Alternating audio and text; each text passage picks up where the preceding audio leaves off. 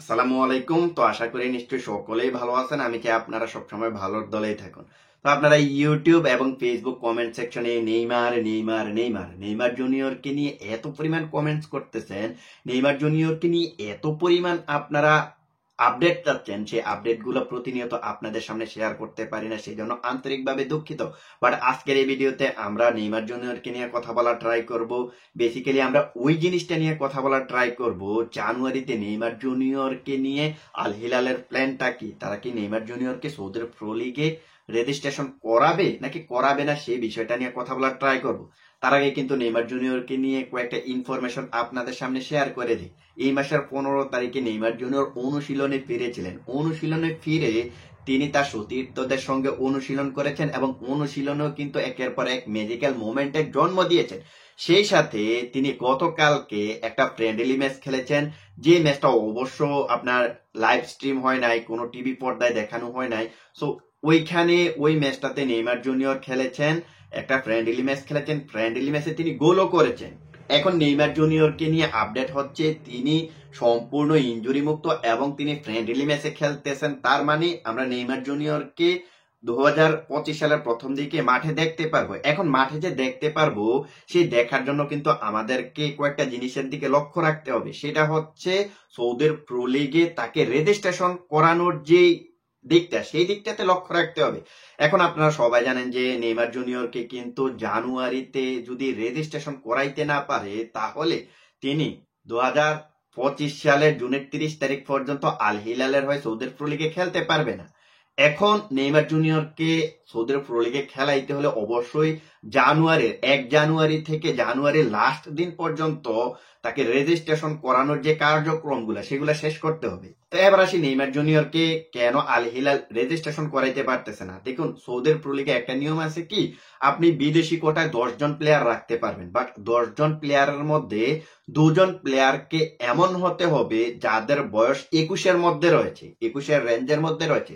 So এখন আল হিলালের যে অবস্থা, এখন তাদের যে প্লেয়ার গুলা রয়েছে বিদেশি কোটায়, এর মাঝে ওই যে 8 জন প্লেয়ার থাকার কথা 21-এর উপরে, ওই 8 জন প্লেয়ার কিন্তু এখন কমপ্লিট হয়ে গেছে, যেটা সিজনের শুরু থেকে কিন্তু কমপ্লিট হয়ে গেছে। সো এখন আগে থেকে যেহেতু কমপ্লিট হয়ে গেছে, সেই অনুযায়ী নেইমার জুনিয়রকে এখনো পর্যন্ত তারা রেজিস্ট্রেশন করাইতে পারেনি। এখন নেইমার জুনিয়রকে রেজিস্ট্রেশন করাইতে হলে বিদেশি কোটায় একটা প্লেয়ারের কন্ট্রাক্ট টার্মিনেট করতে হবে, কিংবা একটা প্লেয়ারকে সেল করে দিতে হবে। সো একটা প্লেয়ারকে যখন সেল করে দিবে, তখন ওই স্পটটা খালি হয়ে যাবে।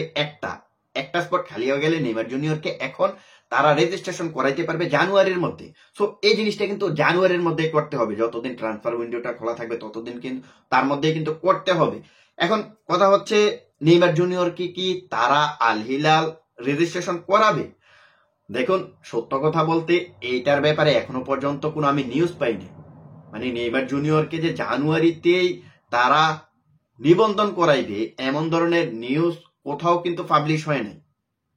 মানে আমি জিনিসটা যেটা বললাম সেটা হচ্ছে, এখনো পর্যন্ত নেইমার জুনিয়রকে নিয়ে সেই পরিমাণ ভালো পরিমাণ প্ল্যান আল হিলালের দেখতেছি না। তার মানে এটা বোঝা যায় যে এখনো পর্যন্ত নেইমার জুনিয়রকে নিয়ে তারা সিরিয়াস না। আর যদি সিরিয়াসই হইতো, নেইমার জুনিয়রকে যদি তারা সৌদির প্রো লিগে ইমিডিয়েটলি খেলাইতে চাইতো, তাহলে এখন থেকে কিন্তু তারা কার্যক্রমটা শুরু করে দিত, যে কোন প্লেয়ারটাকে সেল করে দিবে, কোন প্লেয়ারটাকে সেল করে দিয়ে নেইমার জুনিয়রের সাথে কন্ট্রাক্টটা তারা রিনিউ করবে, সেই বিষয়টা কিন্তু আমরা এতদিনে দেখতে পারতাম, বাট এটা এখনো দেখতে পারিনি। তো এখন সর্বশেষ কথা হচ্ছে, নেইমার জুনিয়রকে যদি জানুয়ারিতে তারা রেজিস্ট্রেশন না করায়, তাহলে নেইমার জুনিয়র সৌদি প্রো লিগে 2025 সালের জুন মাসে আর খেলতে পারবে না।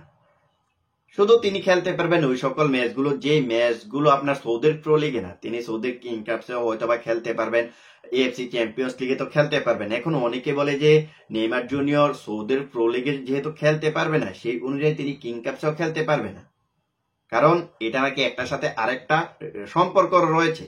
সো এটা সম্পর্কে আমি এতটা অবগত নই, বাট আমি যখন কিং কাপসে আল হিলালের স্কোয়াডটা দেখছিলাম, তখন কিন্তু দেখছিলাম নেইমার জুনিয়রের নামটা আছে। সো ওইখানে যেহেতু নেইমার জুনিয়রের নামটা আছে, সেই অনুযায়ী বলা যায় যে আগামী মাসের অর্থাৎ জানুয়ারি 7 তারিখে আল হিলালের কিং কাপসের যে ম্যাচটা রয়েছে, ওই ম্যাচটা নেইমার জুনিয়র খেলতে পারবে। তাদের স্কোয়াডে যেহেতু আসে, সেই অনুযায়ী খেলতে পারবে। বাট বাকিটা জানি না, বাকিটা নিয়ে পরবর্তীতে আরো বেশি কথা বলার ট্রাই করব। তো এটা হচ্ছে নেইমার জুনিয়রের সর্বশেষ আপডেট। নেইমার জুনিয়রকে নিয়ে আল হিলালের প্ল্যানটা কি, তারা কি তাকে রেজিস্ট্রেশনটা কমপ্লিট করাইবে নাকি করাইবে না, এই বিষয়টা নিয়ে টুকিটাকি কিছু তথ্য আর কি। তো পরবর্তীতে এটা নিয়ে আমরা আরো বেশি কথা বলার ট্রাই করব যখন আপডেটটা আসবে, যখন এই ব্যাপারে আরো নিউজ আসবে আর কি। তো আজকের ভিডিওটা এখানেই শেষ করব, দেখা হবে অন্য কোনো এক ভিডিওতে। সে পর্যন্ত ভালো থাকবেন, আল্লাহ হাফেজ।